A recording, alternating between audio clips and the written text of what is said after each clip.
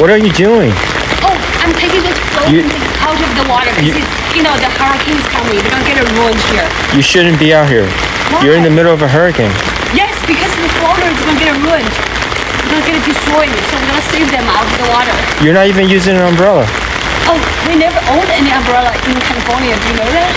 Okay, I'm gonna take this home because they're gonna destroy it by the hurricane. No. Just leave it out here. You can't take that home. No.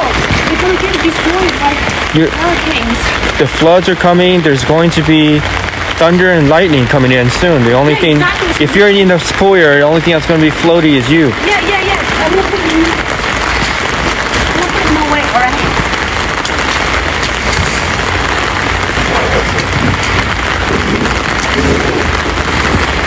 Okay. So one more thing, we're done.